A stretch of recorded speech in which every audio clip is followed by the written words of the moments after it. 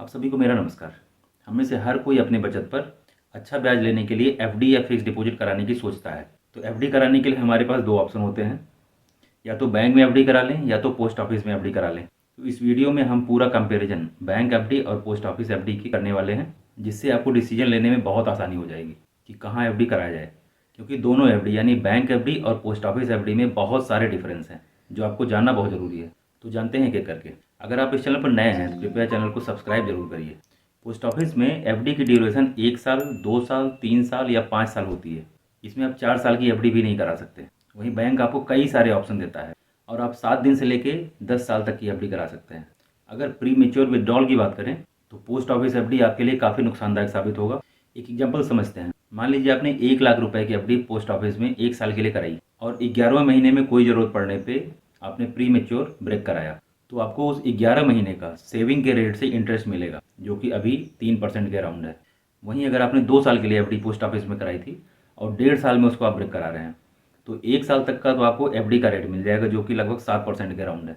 लेकिन 6 महीने का इंटरेस्ट सेविंग अकाउंट यानी 3% के आसपास का इंटरेस्ट आपको मिलेगा। वहीं अगर बैंक एफडी की बात करें, अगर आपने 1 साल के लिए एफडी कराई है और आप 11वें महीने में उसको प्री मेच्योर विड्रॉल कर रहे हैं, तो 1% पेनाल्टी आपके एफडी के इंटरेस्ट रेट पे कटेगा। यानी अगर 7% सालाना का ब्याज था तो 1% इंटरेस्ट काट के यानी 6% सालाना इंटरेस्ट के हिसाब से 11 महीने का इंटरेस्ट आपको दे दिया जाएगा। ऐसे ही अगर आपने 2 साल के लिए एफडी बैंक में कराई थी और 1.5 साल में उसको ब्रेक करा रहे हैं, तो यहाँ भी जो सालाना एफडी का ब्याज है यानी 7%, उसमें से 1% काट कर 18 महीने का ब्याज आपको दे दिया जाएगा। तो प्री मेच्योर केस में बैंक एफडी आपके लिए ज़्यादा बेनिफिशियल साबित होगी। अगला पॉइंट, पोस्ट ऑफिस में एफडी पर जो इंटरेस्ट है वो गवर्नमेंट डिसाइड करती है, और वो अगर एक बार अभी डिसाइड हुआ तो वो 1 साल 2 साल सेम इंटरेस्ट कंटिन्यू रहता है। लेकिन बैंक एफडी के केस में जैसे ही आरबीआई मॉनेटरी पॉलिसी चेंज करती है, यानी रेपो रेट या रिवर्स रेपो चेंज होता है, तो बैंक भी अपने एफडी का रेट चेंज करते हैं। जैसे जनवरी 2023 में देखें, अभी से केवल 4 महीने पहले बैंक एफडी पर मिलने वाला इंटरेस्ट रेट केवल 5 से 5.5% था। लेकिन आरबीआई की मॉनेटरी पॉलिसी चेंज होने से केवल 4 महीने में ये 7% तक पहुंच चुका है। कुछ बैंक 7.75% तक भी इंटरेस्ट दे रहे हैं एफडी पर। तो ज़्यादा इंटरेस्ट के बेस पे भी आप बैंक एफडी को चूज कर सकते हैं। अगर आप सीनियर सिटीजन हैं तो बैंक में एफडी कराने पर कम से कम आधा % का इंटरेस्ट एक्स्ट्रा आपको दिया जाता है। लेकिन पोस्ट ऑफिस में सभी के लिए इंटरेस्ट बराबर है, आपको कोई भी एक्स्ट्रा इंटरेस्ट का फ़ायदा नहीं मिलेगा। पोस्ट ऑफिस एफडी में मिलने वाला सालाना इंटरेस्ट आपको अपने बचत खाते में लेना ही होता है, यानी आपको इंटरेस्ट पे इंटरेस्ट का जो फ़ायदा है वो नहीं मिल पाता है। वहीं बैंक आपको कई ऑप्शन देते हैं। आप मंथली अपना इंटरेस्ट अपने बचत खाते में ले सकते हैं, क्वार्टरली ले सकते हैं, हाफ ईयरली, ईयरली या मेच्योरिटी के टाइम पर पूरा अमाउंट रिडीम करा सकते हैं। आपको पता ही होगा कि बैंक एफडी पर क्वार्टरली इंटरेस्ट कंपाउंड करता है, यानी अगर एक क्वार्टर में आपको कुछ इंटरेस्ट मिला है तो अगले क्वार्टर में उस इंटरेस्ट पे भी आपको इंटरेस्ट अर्न होता है, जिससे आपको मेच्योरिटी पर अच्छा रिटर्न मिलता है।